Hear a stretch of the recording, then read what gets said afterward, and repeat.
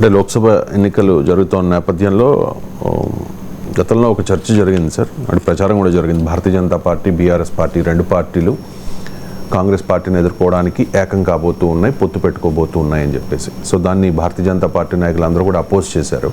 ఇప్పుడు హరీష్ రావు కొత్త మాట అంటూ ఉన్నారు సార్, భారతీయ జనతా పార్టీ బీఆర్ఎస్తో పొత్తు పెట్టుకోవాలని చెప్పి అడిగింది, అలా పొత్తు పెట్టుకోకపోవడం వల్లే కవితను అరెస్ట్ చేసింది అని చెప్పి హరీష్ రావు కామెంట్ ఇది. బీజేపీ బీఆర్ఎస్తో పొత్తు కోరుకుందా? బీఆర్ఎస్ అవసరం బీజేపీకి ఉందా? అంటే మోడీ కూడా అన్నాడు కదా, నా దగ్గరికి వచ్చాడు, అది కేటీఆర్ ముఖ్యమంత్రి చేయాలనుకున్నా, ఆశీర్వదించండి అంటే నేను దూరం పెట్టేసిన అని మోడీ కూడా చెప్పాడు. సో బీజేపీ పొత్తు బీఆర్ఎస్కి ఉందా, బీఆర్ఎస్ పొత్తు బీజేపీకి ఉందా, రెండు పాసిబిలిటీస్ క్వశ్చన్ చేయాలి మనం. ఒకటే కాదు, అసెంబ్లీ ఎన్నికలకు ముందు బీఆర్ఎస్ బీజేపీ పొత్తు ప్రస్తావన స్కోపే లేదు.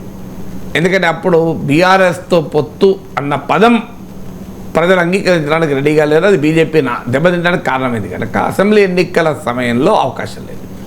అసెంబ్లీ ఎన్నికలు అయ్యాక బీజేపీతో పొత్తుకు బీఆర్ఎస్ నేతలు ప్రయత్నించారని మాత్రం వార్తలు వచ్చాయి.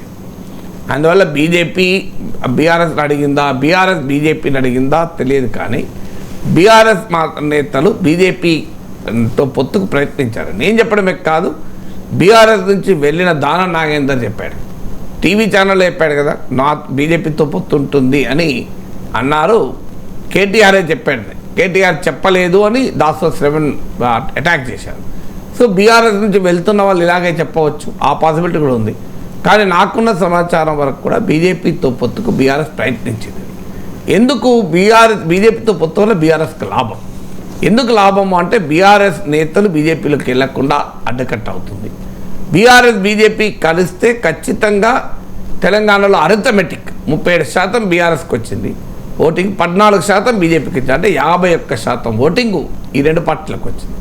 అంటే అరిథమెటిక్ ఉంటుందా? పాలిటిక్స్లో కెమిస్ట్రీ అవుతుంది నిజమే, కానీ స్టిల్ బీజేపీ బీఆర్ఎస్ కనుక కలిస్తే అనేక కాన్స్టిట్యున్సీలో ఒక బలీయమైన ఓటింగ్ బీఆర్ఎస్ బీజేపీ కూటమికి వస్తుంది. కాంగ్రెస్కి ఇది ఒక పెద్ద సవాల్ అవుతుంది. బీఆర్ఎస్ బీజేపీతో కలిసి మనుగడ సాధిస్తుంది, నిలబడుతుంది అనుకున్నప్పుడు బీఆర్ఎస్ ఎమ్మెల్యేలు, బీఆర్ఎస్ నాయకులు కూడా కాంగ్రెస్లో చేరారు. ఎందుకంటే బీజేపీ అండ బీఆర్ఎస్ ఉన్నది అన్నప్పుడు. దాంతోపాటు బీఆర్ఎస్ ఓటింగ్ గణనీయంగా దెబ్బతింటుంది. ఇది బీజేపీకి షిఫ్ట్ అవుతుంది. బీఆర్ఎస్ బీజేపీ పొత్తున్నప్పుడు అధికారికంగానే షిఫ్ట్ అవుతుంది. బీజేపీ పోటీ చేయని చోట బీఆర్ఎస్ ఓటు చెక్కు చెదరకుండా ఉంటుంది. అందువల్ల ఏ రకంగా చూసినా బీజేపీతో పొత్తు వల్ల తమకు లాభం అని బీఆర్ఎస్ నేతలు భావించారు. అఫ్కోర్స్ బోనస్గా బై వన్ గెట్ వన్గా వచ్చేది కవిత అరెస్ట్ కూడా ఉపశమనం వస్తుంది. సో ఇది బీఆర్ఎస్ ఆశించిన మాట నిజం.